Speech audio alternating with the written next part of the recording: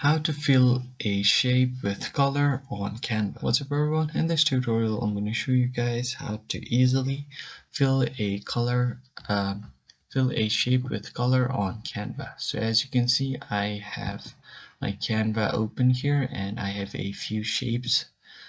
So let's say if I want to change the color of my circle, what I can do is just click on the circle, and then from here on the top of the screen you will see all of your tools.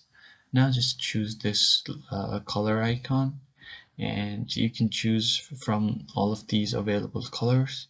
So I really like this shade of blue, so I'm just going to choose this one. You can do the same for any other shapes as well. You can rotate it if you want. You can even rotate this one if you want.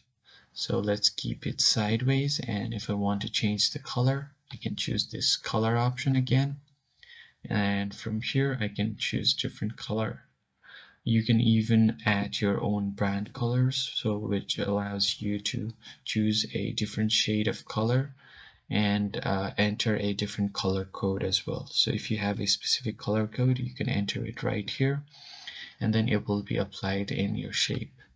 If you found this video helpful, hit the like button below and subscribe to the channel. I will see you guys on the next video.